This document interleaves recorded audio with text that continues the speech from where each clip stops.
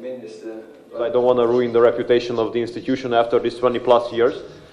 And I have to tell you that Bulgaria and the cooperation between Hungary and Bulgaria is very close to my heart, since we have counted with my colleague Daniel today that we both have been foreign ministers for a year and 4 months, roughly, and that was our 6th bilateral meeting. He's the minister I met the most in the last 1 year and 4 months, and I'm the minister he met the most in the last 1 year and 4 months. So that shows the importance of the and the significance that we attach to the Hungarian-Bulgarian bilateral cooperation. I think one of the most serious challenge what we face as Europe currently is hypocrisy and political correctness. And political correctness is actually incorrectness currently in Europe. We are hypocritic and try to be politically correct. That's the worst combination. Because currently in Europe, if you speak about things as they are, and if you say what you think about things, you're going to be attacked immediately. First, you're going to be declared extremist, then radical, and you're going to be allocated by so many things that I just don't want to recall here. But I think that the first step, which we have to take now, as facing the most serious challenges of European Union ever since the foundation of this integration, is to be honest and name things as they are.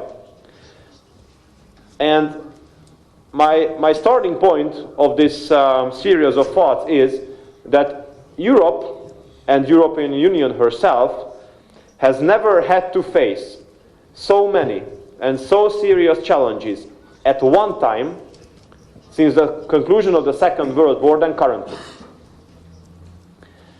And I think that there are five major groups of challenges we've been facing.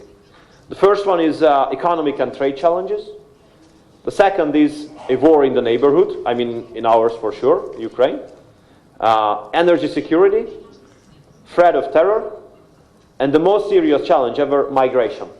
When it comes to European Union, we have 7 or 8% of world's population. We create 15 to 16% of world's GDP. And in the meantime, we distribute 50% of the world's social welfare spending. So while having 7 to 8% of the world's population, creating 15 to 16% of global GDP, we spend 50% of the world's social welfare spending. We don't need to be an economist to understand that this is unsustainable on the long and on the medium run and on the short run as well. We got indebted. Most of the European Union member states got indebted very badly, and that makes us defenseless in this respect. And when I say us, I mean European Union and European countries. What we see here is that there's a global race between the regional trade and economic integrations. And if you lag behind in this kind of global race, you can lose a lot. And the truth is that Europe has been lagging behind in this respect. We have been lagging behind in the global race between regional economic and trade integrations. Why? Because we are slow and we are bureaucratic and hypocritic in the meantime. Because we have started negotiations with the United States of America about the transatlantic trade and investment partnership. We have been negotiating with the US for a very long time. And where are we now? Nowhere. And on lane 8, as it's usually said on the swimming races, on lane 8, Trans-Pacific Partnership has been signed a couple of months ago.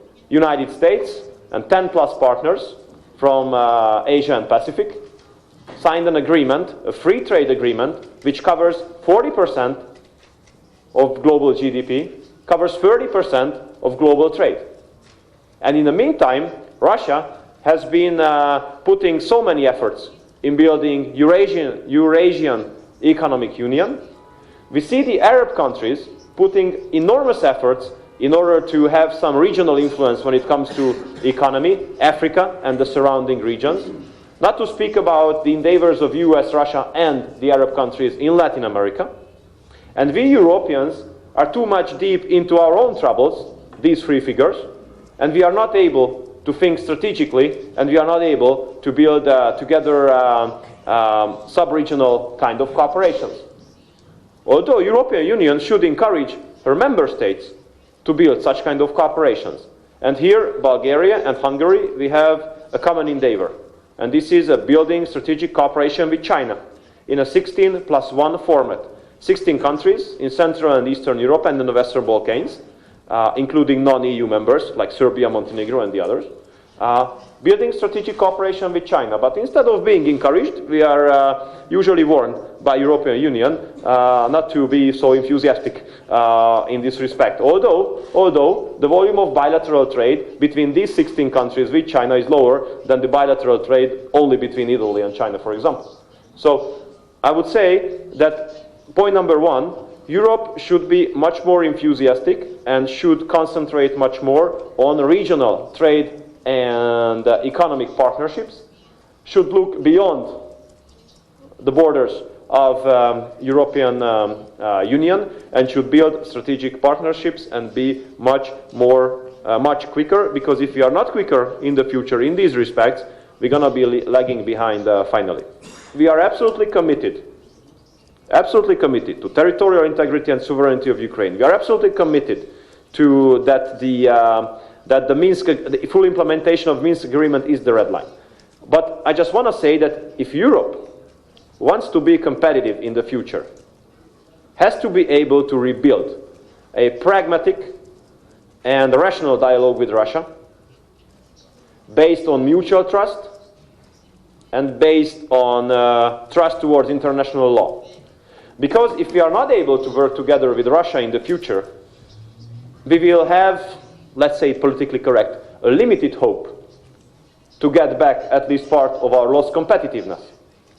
If there is no cooperation, pragmatic cooperation in the future between Russia and Europe, we will lose a lot.